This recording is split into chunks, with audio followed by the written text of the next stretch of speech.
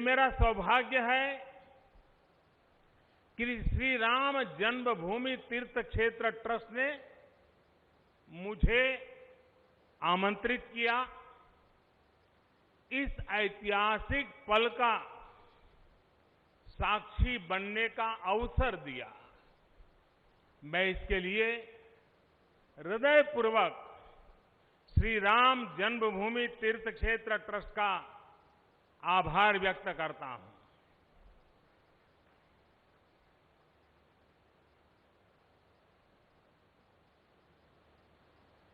और आना बड़ा स्वाभाविक भी था, क्योंकि राम काज किनु बिनु मोहि कहां बिसरा।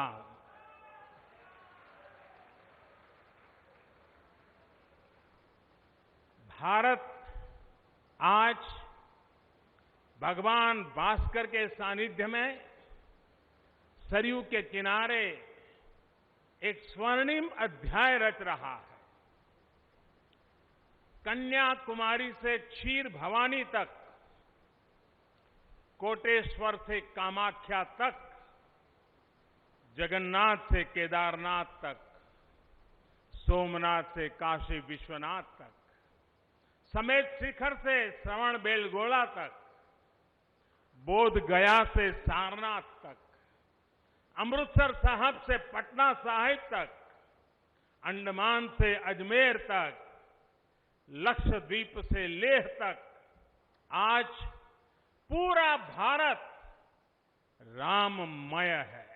बरसों से टाट और टेंट के नीचे रहे हमारे रामलला के लिए अब एक भव्य मंदिर का निर्माण होगा। टूटना और फिर उठ खड़ा होना, सदियों से चल रहे इस व्यतिक्रम से राम जन्मभूमि आज मुक्त हुई है। राम हमारे मन में गढ़े हुए हैं, हमारे भीतर घुल मिल गए हैं। कोई काम करना हो तो प्रेरणा के लिए हम भगवान राम की ओर ही देखते हैं। आप भगवान राम की अद्भुत शक्ति देखिए। इमारतें नष्ट हो गई,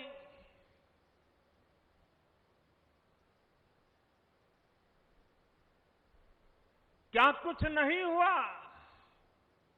अस्तित्व मिटाने का हर कोई प्रयास हुआ, बहुत हुआ, लेकिन राम आज भी हमारे मन में बसे हैं, हमारी संस्कृति के आधार है। श्री राम का मंदिर हमारी संस्कृति का आधुनिक प्रतीक बनेगा। और मैं जानबूझकर के आधुनिक शब्द का प्रयोग कर रहा हूं। हमारी शाश्वत आस्था का प्रतीक बनेगा, हमारी राष्ट्रीय भावना का प्रतीक बनेगा। और ये मंदिर करोड़ों करोड़ लोगों की सामूहिक संकल्प शक्ति का भी प्रतीक बनेगा। ये दिन करोड़ों राम भक्तों के संकल्प की सत्यता का प्रमाण है। आज का ये दिन सत्य, अहिंसा, आस्था और बलिदान को न्याय प्रिय भारत की एक अनुपम भेंट है। इस मंदिर के साथ सिर्फ नया इतिहास ही नहीं रचा जा रहा, बल्कि इतिहास खुद को दोहरा भी रहा है। जिस तरह गिलहरी से लेकर वानर और केवट से लेकर वनवासी बंधुओं को भगवान राम के विजय का माध्यम बनने का सौभाग्य मिला। जिस तरह छोटे छोटे ग्वालों ने भगवान श्री कृष्ण द्वारा गोवर्धन पर्वत उठाने में बड़ी भूमिका निभाई, जिस तरह मावड़े छत्रपति वीर शिवाजी की स्वराज स्थापना के निमित्त बने, जिस तरह गरीब पिछड़े विदेशी आक्रांताओं के साथ लड़ाई में महाराजा सुहेलदेव के संबल बने, जिस तरह दलितों, पिछड़ों, आदिवासियों, समाज के हर वर्ग ने आजादी की लड़ाई में गांधी जी को सहयोग दिया, उसी तरह आज देश भर के लोगों के सहयोग से राम मंदिर निर्माण का ये पुण्य कार्य प्रारंभ हुआ है।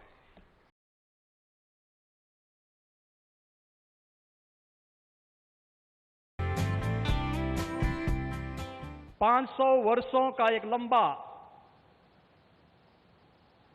बड़ा और कड़ा संघर्ष, साधना, लेकिन भारत के लोकतांत्रिक मूल्यों, भारत की न्यायपालिका और भारत की कार्यपालिका की ताकत शांतिपूर्ण ढंग से, लोकतांत्रिक पद्धति से और संविधान सम्मत तरीके से समस्याओं का समाधान कैसे हो सकता है। आदरणीय प्रधानमंत्री जी के नेतृत्व में भारत ने दुनिया की सभी ताकतों को इस बात का एहसास कराया है और यह दिन हम सबको, पूरे भारतवासियों को इस शुभ घड़ी का एहसास कराने के लिए,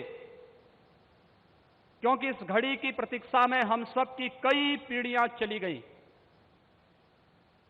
पूज्य संतों ने, अनेक महापुरुषों ने, अनेक वीरांगनाओं ने अपना बलिदान दिया और वे एक ही तमन्ना लेकर के कि अपनी आंखों के सामने ब्रह्मांड नायक मर्यादा पुरुषोत्तम भगवान श्री राम के भव्य मंदिर के निर्माण के कार्य को हम अपनी आंखों के सामने देख सकें।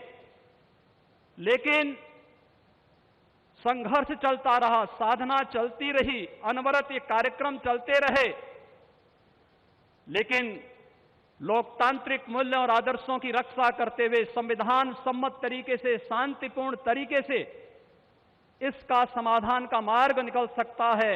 आदरणीय प्रधानमंत्री जी की सूझबूझ और दूरदर्शिता के कारण आज पूरे भारतवासियों को यह गौरव की क्षण का अवकाश होने का अवसर प्राप्त हुआ है।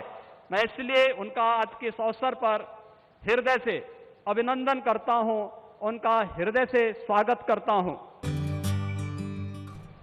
30वें साल के प्रारंभ में हमको संकल्प पूर्ति का आनंद मिल रहा है। प्रयास किए हैं जी जान से, अनेक लोगों ने बलिदान दिए हैं। अरे नहीं यार, वो सूक्ष्म रूप में आज यहां उपस्थित है, प्रत्यक्ष उपस्थित हो नहीं सकते। ऐसे भी है जो है लेकिन यहां आ नहीं सकते। रथ यात्रा का नेतृत्व करने वाले अडवाणी जी आज अपने घर में बैठकर इस कार्यक्रम को देख रहे होंगे। कितने ही लोग हैं कि जो आ भी सकते हैं लेकिन बुलाए नहीं जा सकते, परिस्थिति ऐसी है। लेकिन वो भी अपनी अपनी जगह, पूरे देश में देख रहा हूं आनंद की लहर है, सदियों की आस पूरी होने की आनंद है। लेकिन सबसे बड़ा आनंद है भारत को आत्मनिर्भर बनाने के लिए जिस आत्मविश्वास की आवश्यकता थी और जिस आत्मभान की आवश्यकता थी, उसका सगुण साकार अधिष्ठान बनने का शुभारंभ आज हो रहा है।